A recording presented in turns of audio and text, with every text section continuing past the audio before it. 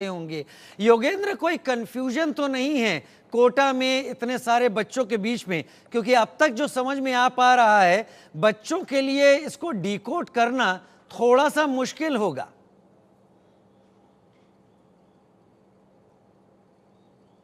Unmute करिए खुद को। हेलो, बोलिए। जी बिल्कुल। कंफ्यूजन जरूर है बच्चों को अभी, लेकिन धीरे धीरे वो कंफ्यूजन यहाँ के एक्सपर्ट, यहाँ के कोचिंग संचालक उसको दूर करते जा रहे हैं। हालांकि अभी कोई स्टूडेंट्स हमारे सामने नहीं आ पाए हैं, लेकिन धीरे धीरे वो स्टूडेंट्स भी सामने आएंगे जिन्होंने इन पेपरों को दिया था। लेकिन हमारे साथ जो एक्सपर्ट मौजूद है उनसे हम इसकी और जानकारी लेंगे। कंफ्यूजन फिलहाल अभी जरूर बना हुआ है बच्चों में कि उनका रिजल्ट किस तरह का आया है। एक्सपर्ट लगातार इसको दूर करते जा रहे हैं। क्या संभावना लग रही है, कब तक ये कंफ्यूजन दूर हो सकता है? देखिए, जैसे जो मार्क्स इन्फ्लेट हुआ है, सबसे बड़ा क्वेश्चन ये कि इतने ज्यादा बच्चों को इतने अच्छे मार्क्स कैसे आ रहे हैं। जैसे हमने देखा पिछली बार 615 में लगभग 20-22 हजार रैंक थी, इस बार आपकी 65 हजार के आसपास है। तो 40-45 हजार बच्चा क्यों बढ़ रहा है? तो ये जो रीजन दिया है एनटीए ने, बोला सिलेबस रिडक्शन। लेकिन सिलेबस रिडक्शन पूरा सच नहीं है, क्योंकि सिलेबस रिड्यूस हुआ है वहां पे पैरेलल प्रैक्टिकल केमिस्ट्री का सिलेबस बढ़ा भी है, प्रैक्टिकल फिजिक्स का है, प्रैक्टिकल बायोलॉजी का है, और वो टफ टॉपिक का सिलेबस बढ़ा है। और जो चैप्टर इन्होंने हटाए हैं वो एक एक दिन के चैप्टर है, वो हाई स्कोरिंग चैप्टर है। वो उन्होंने इजी चैप्टर हटा दिए जिनमें बच्चे इजीली स्कोर कर देते थे, और टफ चैप्टर अभी भी आपके सिलेबस में है, नया सिलेबस ऐड किया गया है, उससे बच्चों में बर्डन बढ़ा है। तो सिलेबस रिडक्शन तो मुझे आधा सच लगता है। इसमें जो मार्क्स इन्फ्लेट हुआ है उसका मेन रीजन पेपर लीक या अदर इंपर्सोनेशन के केस आएंगे, या ओएमआर मैनिपुलेशन है, सेंटर मैनिपुलेशन है, या कोई और एप्लीकेशन फॉर्म को मैनेज करना। ये ऐसी बहुत सारी चीजें सामने आएगी, और ये तभी पॉसिबल है जब सुप्रीम कोर्ट की जो एक स्पेशल इन्वेस्टिगेशन टीम है या जो सीबीआई अपना काम कर रही है वो अच्छे से जांच।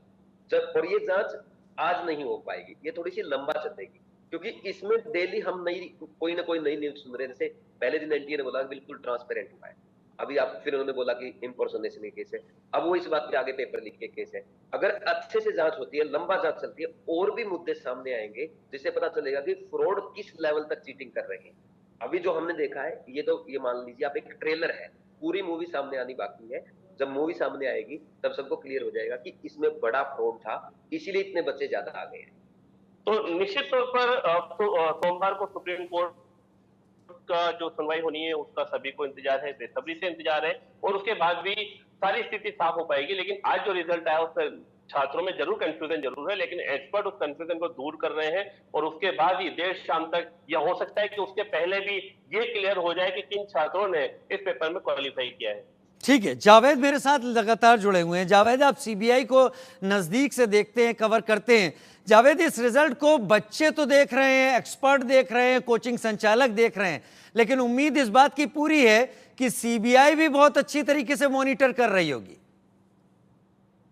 जी बिल्कुल राजीव, सीबीआई एक एक पॉइंट को बहुत बेहतरीन तरीके से मॉनिटरिंग करी, क्योंकि सीबीआई ने जब 23 जून को इस पूरे केस को हैंडओवर लिया था बिहार और झारखंड के ईओयू से और अदर स्टेट के जो स्टेट पुलिस थी उनसे, जब इन्होंने पूरे केस को हैंडओवर लिया था उन्होंने हर एक पॉइंट पे डिस्कस किया था। मैं आपको बता दूं कि ईओयू बिहार और झारखंड की अगर हम बात करें तो ईओयू ने सीबीआई की टीम के साथ करीब 5 से 6 घंटे बैठकर उन्होंने डिस्कस किया था, और हर एक ऑफ द रिकॉर्ड और रिकॉर्डेड सारी बातें उन्होंने की थी कि जिसमें किस तरीके से इसमें उन्हें क्या क्या चीजें मिली और कहाँ कहाँ पे डाउट है। क्योंकि देखिए, शुरुआत में ही जब चिंटू के साथ एसोसिएट्स इसके अरेस्ट हुए थे झारखंड के देवगढ़ से, उसके बाद जो कड़ी दर कड़ी जुड़ती रही और अब सॉल्वर गैंग तक सीबीआई पहुंच चुकी है। हालांकि कई लोग सीबीआई के सवाल इन्वेस्टिगेशन पे सवाल भी उठा रहे हैं कि आखिर संजीव मुखिया क्यों फरार है, संजीव मुखिया तक क्यों नहीं पहुंच पा रही है सीबीआई के टॉप सोर्सेज का यही कहना है कि जो सॉल्वर गैंग्स है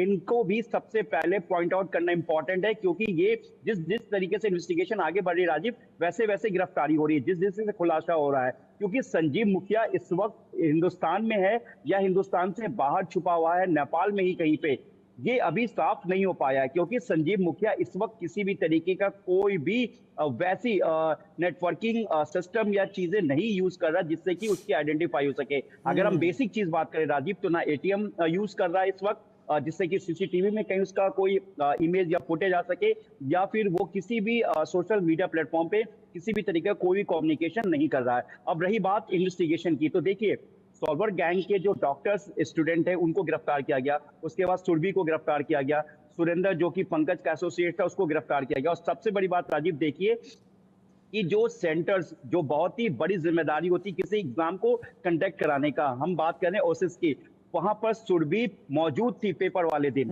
हालांकि ये जो चीजें हैं शुरुआत में एहसानुल हक और इम्तियाज ने स्कूल जो इन्वेस्टिगेशन एजेंसीज हैं या ईओयू उनके सामने नहीं बताया। ईओयू शुरुआत से ही कह रही है इस मामले में, हालांकि वो भी अपनी पहले इन्वेस्टिगेशन कर रही है लोकल बेस पे, वो शुरुआत से कह रही कि कहीं ना कहीं बहुत बड़ा एक गेम है। क्योंकि देखिए जिस तरीके से पेपर पहुंचा, पेपर चोरी हुआ, जो जिस ट्रंक में पेपर आता उसको उसके साथ टैंपरिंग की गई। हम बात हजारीबाग ओसिस किस लिए कर रहे हैं कि इसी पेपर से पूरा बिहार और झारखंड कनेक्ट होता है, क्योंकि रांची में ही वो पूरा एक सेंटर बनाया गया था जहां से रॉकीज को हैंडल कर रहा था। रॉकीज से ऊपर पंकज था। अब पंकज के और कितने हैंडलर्स हैं, अगर हम इसको हैंडलर्स के वर्ड में कहेंगे, जैसे सुरेंद्र था, राजू था और एक और राजू था, तो ऐसे कितने और हैंडलर्स हैं, इन तक कड़ी से कड़ी जुड़ते ही और आगे तक पहुंचेंगे। और एक चीज मैं आपको और बता दूं रवि, राजीव की जो सोर्सेज है वो ये भी मान रहे हैं कि इनिशियल इन्वेस्टिगेशन जो इस मामले को लेकर कि संजीव मुखिया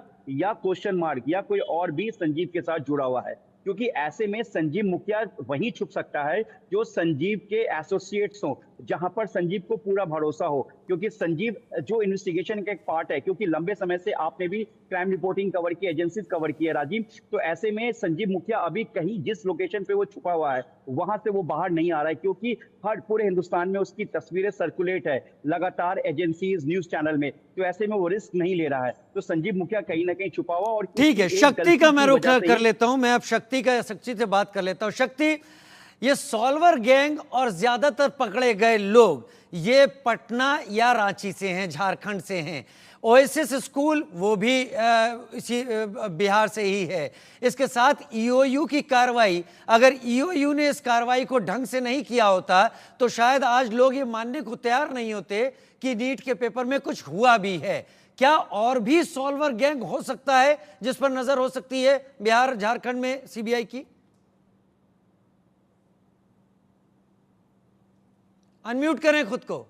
को हम कह सकते हैं कि पटना पुलिस के जो इन्विटेशन, जो जांच थी, तो उसी के आगे जो है ईओयू ने जांच किया और उसी के बाद सीबीआई को जो है तमाम दस्तावेज मिले, तमाम जानकारियां इनपुट मिली। कहीं ना कहीं जो पटना में सबसे पहले पटना पुलिस ने जो झारखंड से जाकर जिस दिन नीट परीक्षा का एग्जाम चल रहा था उससे एक दिन पहले पटना पुलिस को एक इनपुट मिला, जिसके बाद जो उसमें पता चला कि कुछ लोग हैं जो कि नीट परीक्षा में क्वेश्चन पेपर आउट कर रहे हैं, तो उनके लिए जाँच के लिए झारखंड गई थी पटना पुलिस और उसके बाद गिरफ्तारी हुई थी। और उसी के बाद ये पूरे नेक्सस का खुलासा हो पाया है।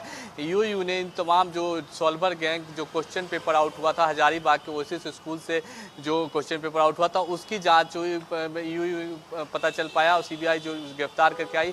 तमाम जो कड़ियां जुड़ती गई एक एक करके, उसमें कहीं ना कहीं जो पटना पुलिस की जो जांच थी उसी के आधार पर आगे की कार्रवाई सीबीआई ने किया और तमाम जो आरोपी थे, चाहे वो क्वेश्चन पेपर लीक मामले हो या फिर उसको लेकर जो लीक क्वेश्चन सॉल्वर गैंग थे उस तक, और ठीक है, रिजल्ट घोषित हो गया है, बच्चे इस रिजल्ट को देख रहे हैं।